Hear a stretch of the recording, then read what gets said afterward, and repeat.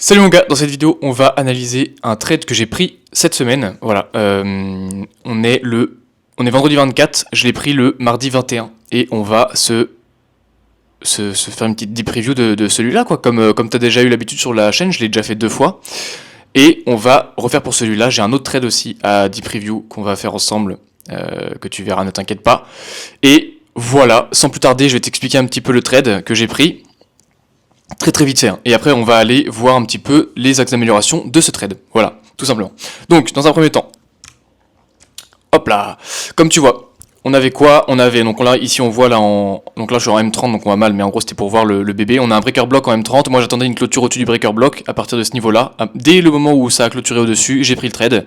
Ce qui s'est passé, c'est que il y avait un busy H4 et un busy H1 en bas. Comme tu vois, on a touché ici le busy H4 qui était un peu plus bas, d'accord?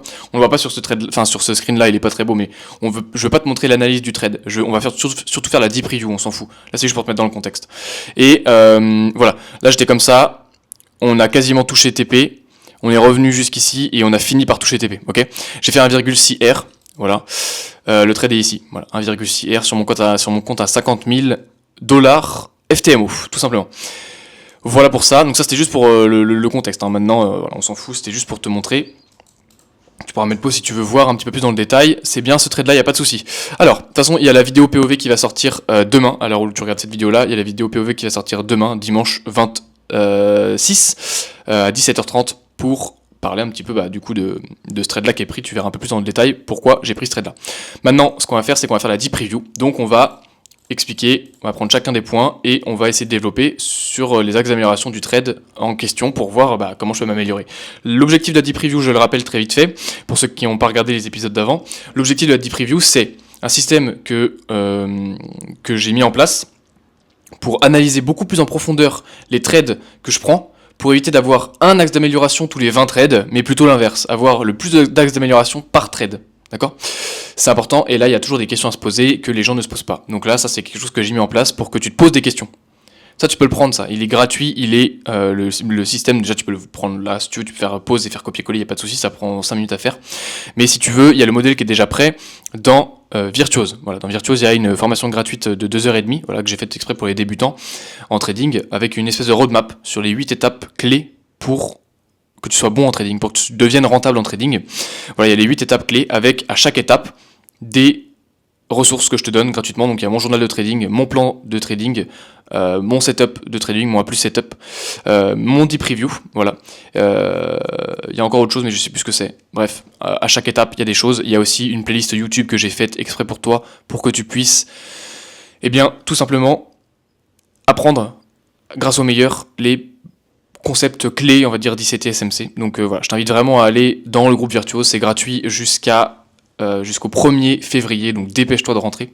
Après, ce sera fermé jusqu'à nouvel ordre, à mon avis, très longtemps. Donc, ce sera pas fermé en fait, ce sera juste payant. Tu pourras rentrer, mais il faudra que tu payes. Voilà, donc n'hésite pas à rentrer maintenant, sinon tu devras payer, il n'y a pas de souci. Si tu veux payer et me donner de la force, tu peux attendre, que ça redevienne payant, il n'y a pas de souci. Non plus, je t'en remercierai. Voilà. Trêve de promotion, disons, et on va partir dans le vif du sujet. Ce qu'on va faire, c'est que je vais remplir les rouges. Ensuite, je te reprends. Je t'explique un petit peu, je te repose, on fait les bleus, je te reprends, je te repose, on fait les rouges, les verts pardon, je te reprends et on a fini, ok ?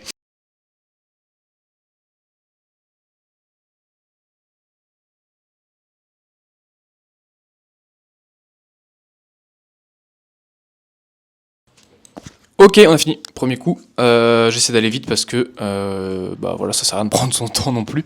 Aurais-je pris le trade 100 fois? Oui, sans hésiter. Là, si le trade se représente 100 fois, je le prends. Les targets étaient clairs. Il y avait un beau A+ setup. Il y avait un beau CISD au bon endroit à attendre, prendre. C'était parfait. Comment je peux simplifier ce trade? Je pense que mettre une target et partir faire autre chose pour éviter de rester devant le trade. Là, je suis resté manager le trade. Alors, d'une part, c'était parce que je voulais faire un peu plus de management sur cet épisode-là de la POV que tu verras dimanche, je le rappelle. Et du coup, je sais pas, des fois ça me plaît un petit peu de manager, voir un petit peu ce qui se passait. Mais je pense que quand même, comment j'aurais pu le simplifier, en fait, c'est pas le trade en lui-même ou la prise de position en lui-même, je pense que là c'était assez simple. Par contre, c'est vrai que dans ma vie, ça aurait été plus simple si j'étais parti faire autre chose. Donc voilà comment je pourrais simplifier. Et je confie sur ma stratégie après ce trade entièrement, et ça me réconforte encore plus dans l'idée que les CISD, ça confirme bien une position. Quand j'ai une target claire et que le trade semble simple, et bah avoir une bonne position avec un CISD qui te confirme le changement de tendance, c'est assez fort quand même, donc c'est cool. Surtout quand il y a du displacement qui se fait avec un CISD, c'est vraiment très très fort. Je commence à comprendre beaucoup de choses là, et c'est incroyable. Que m'apporte ce trade? Plus 1,6 R, techniquement parlant, et après une confirmation supplémentaire sur l'efficacité des CISD. Les CISD, ça fait pas longtemps que je les mets en place dans mon trading, donc je les connais depuis assez longtemps quand même, mais je voulais pas les mettre en place en me disant que ça allait complexifier mon trading et que des fois j'allais louper des opportunités. Mais en fait, pas tant que ça en fait. Généralement, les CISD sont assez propres et sont assez bien respectés. Et quand on fait un CISD, généralement, on va revenir dessus ou alors on va vraiment clôturer au-dessus pour montrer qu'on va faire une prise de liquide, qu'on a fait un changement de tendance. Et ça nous laisse limite le temps, limite le marché fait exprès de nous laisser le temps de rentrer en trade. C'est assez propre franchement. Et je suivi mon plan complètement, il n'y a pas grand chose à retirer de plus. On va passer au bleu et voilà, tout simplement.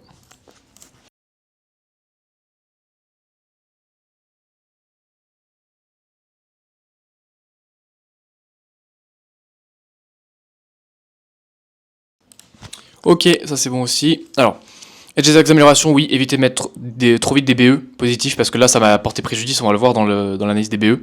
Et éviter de regarder mon trade.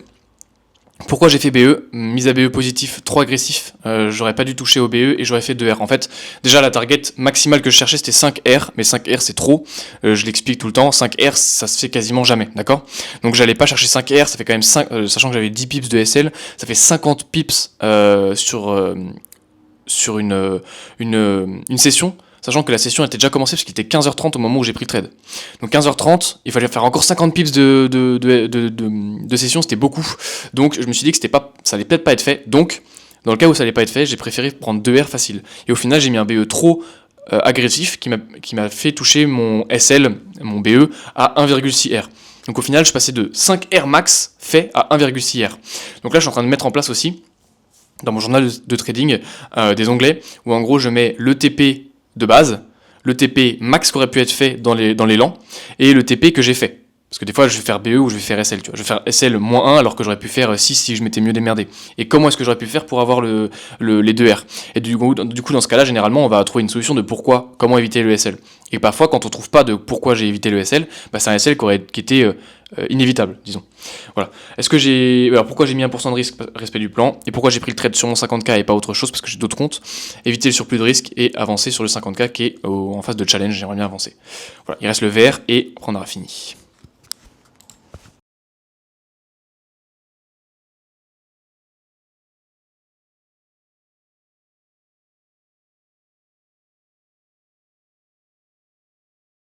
Ok, pourquoi j'ai mis mon TP ici? C'était Asia High, donc 2R pile poil.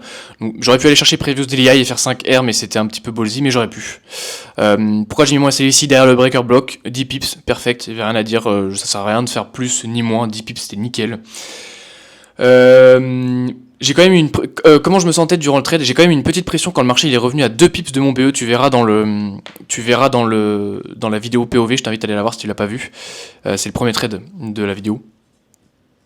J'ai eu une petite pression parce que le marché est vraiment revenu à 2 pips, voire 1 pips de mon BE, sinon j'étais serein, tout le reste. À ce moment-là, j'ai fait oula, je pense que je suis BE. Au final, ça n'a pas BE, c'est reparti tout de suite. Et j'ai mis BE positif à 1,6, ce qui était une mauvaise gestion. Mais c'est pas grave, parce que j'ai quand même fait des profits, donc c'est le principal, disons. Et j'ai mis des alertes, oui, j'ai mis mes alertes à 1R, SL, 2R, comme ça permet de voir un petit peu. Bon là, ça ne servait à rien de mettre les alertes parce que je suis resté devant les graphes, donc ça servait à rien, mais si j'avais pas mis mes graphes, j'aurais pu suivre mes alertes au fur et à mesure sur mon téléphone. Et aussi, j'en ai mis aussi une, c'était la plus importante, j'en ai mis une pour savoir quand est-ce que le CISD il allait être valide. À ce moment-là, j'avais mis une alerte et je regardais pas mes graphes, et c'est quand j'ai eu l'alerte que je suis allé voir et que j'ai vu que mon CISD était validé. Comment était le fondamental? Il n'y avait pas de grosse annonce, mais avec Trump au pouvoir, les marchés c'était un peu violent et c'était assez spécial quand même. Genre là quand même les 5R, là, les 70 pips je crois sur la session, c'est assez violent quand même, c'est assez violent disons-le. Je m'attendais pas à ça et ça a continué, ça n'a pas fait de reversal après New York à 17h, ça a continué de monter et c'est pour ça du coup qu'il y a eu un potentiel de 5R surtout. Donc j'avoue que ouais c'était assez spécial parce qu'il y a eu Trump qui parlait le soir même. À 18h, je crois. Bref. Donc, un peu spécial. Sinon, voilà. Dans l'ensemble, je pense que c'est un bon trade. Il faudrait que j'amène un petit truc supplémentaire, genre note, tu vois. Note, et j'essaie de voir, quelle note je pourrais me donner sur 10. Note sur 20. Non, sur 10, ça suffit. Sur 10. Ah, ça écrit pas. Hop là, sur 10. Je pense que là, ce trade-là, j'ai essayé des choses qui n'ont pas très bien marché, mais d'autres choses qui ont bien marché. C'était un bon A+ setup, j'ai respecté mon plan, donc déjà ça c'est minimum 7, tu vois. Genre à partir du moment où tu respectes ton plan, t'as minimum 7. Si tu respectes pas ton plan, bah t'as 0 quoi, tu vois. Mais si tu respectes pas ton plan, disons que si tu fais la bonne gestion derrière, même si tu respectes mal ton plan, t'as quand même des points, tu vois. C'est difficile de noter un trade comme ça, je sais pas si c'est une bonne manière de faire, mais je pense que dans l'ensemble, le trade vaut un petit 8,5, parce que à part la mauvaise gestion du SL positif et du TP, ouais, je perds 2 points, quoi. Je perds 1 point pour le TP qui est mal géré, et pour le SL positif que j'aurais pas dû toucher, quoi. Enfin, c'est des choses qui, en règle générale, fonctionnent très bien, mais là, dans ce cas-là, ça n'a pas fonctionné. Mais du coup, je dirais 8 sur 10. C'est pas le plus beau trade de ma vie, loin de là, même si j'ai bien respecté ce que je me disais de faire. Donc, note 8 sur 10, je dirais. Voilà. Voilà, 10 preview, à quoi elle sert. Donc là, je sais que j'ai plusieurs axes d'amélioration. Ici, j'en ai un. Ici, c'est pas mal. Alors là, c'est pas parce que c'est bien qu'il n'y a pas d'axe d'amélioration, tu vois. Genre là, c'est très très bien. Bah, du coup, autant rester comme ça, tu vois. Genre, mais c'est bien de dire les choses qui ont fonctionné. Tu vois, faut pas juste dire, oh, ça c'est de la merde, ça c'est de la merde, ça c'est de la merde, faut que je change. Non, des fois, faut se dire, bah là, le SL parfait. J'ai très peu de problèmes de SL, moi. Parce que bah, pendant longtemps, j'ai analysé mes SL pour savoir ce qu'était le problème, évidemment. Voilà, bon, bref. Plusieurs améliorations, je te laisserai lire ça si ça t'intéresse. Et puis voilà, on se retrouve demain. Ça dépend quand tu regardes la vidéo, mais si tu regardes la vidéo le samedi, on se retrouve demain pour la POV. Et si tu n'as pas vu la vidéo POV, je t'invite à aller la regarder. Encore une fois, il y a le lien Virtuos dans la description, n'hésite pas à aller la regarder non plus. Et à fouiller un petit peu sur ma chaîne, il y a pas mal de vidéos qui peuvent t'intéresser si tu es nouveau. Bref, sur ce, ciao.